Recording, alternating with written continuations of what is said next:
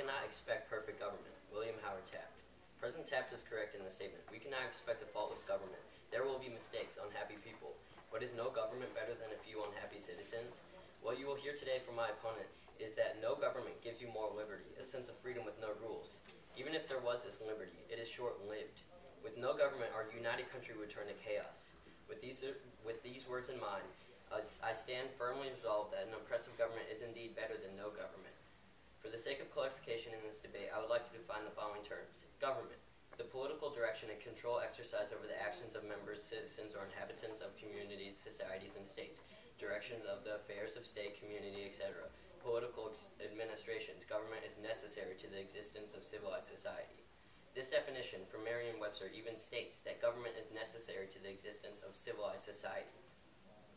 Then, oppressive meaning, difficult to bear, burdensome. Throughout this debate, I will never say oppressive government is better than all of the governments, but I will state that oppressive government is much better than an unstable government or no government, as my opponent will try to say.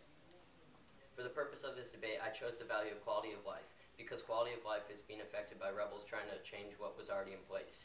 Based on this value, I believe that the criterion that best upholds my value is safety, because it is the best tool with which to measure if my value is being upheld in this debate.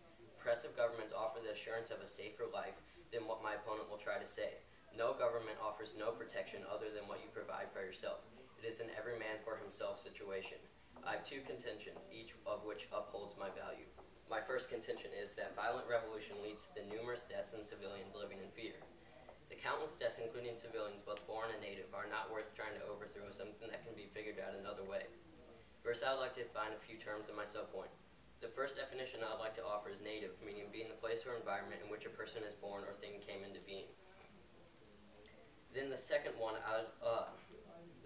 being a verb phrase I would like to define as figure out, meaning to understand or solve. This is important to know because it is not state through violence, but to understand and solve.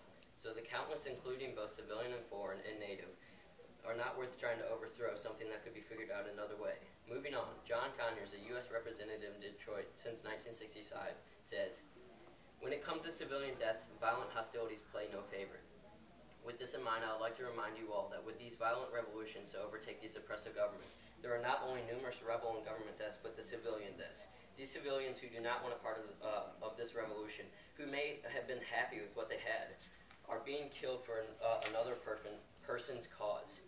For example, in Syria, a civil war is taking place, and in the UN reports, 2,300 children have died in Syria during this conflict.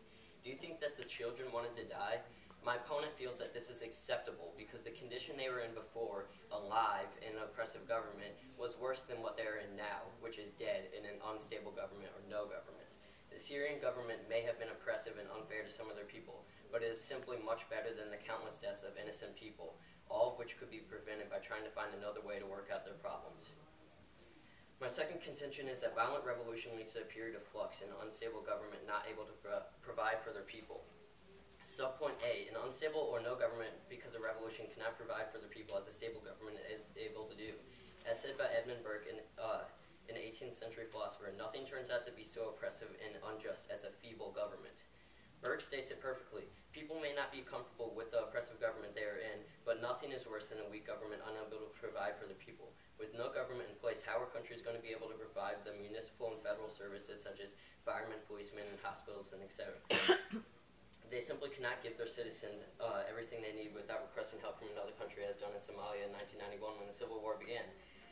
When the Civil War broke out, the UN and the United States stepped in to help people to try and create peace. When they were sent in, they faced harsh treatment. In 1993, Somalian rebels took down 2 Black Hawk helicopters and killed many U.S.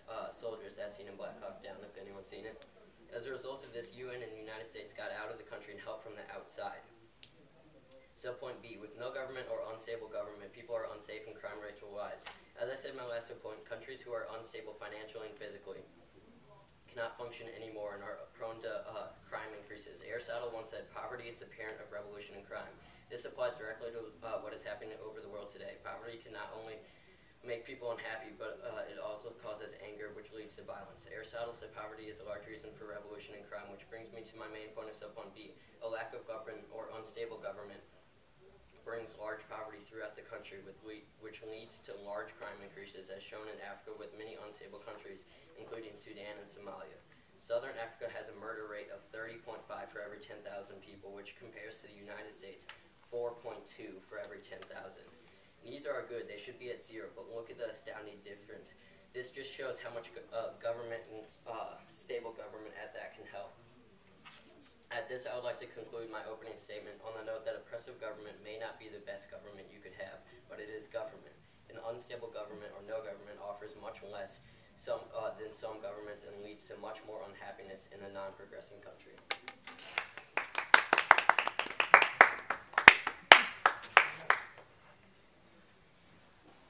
You guys pause 1 second. Do you want water? Yeah.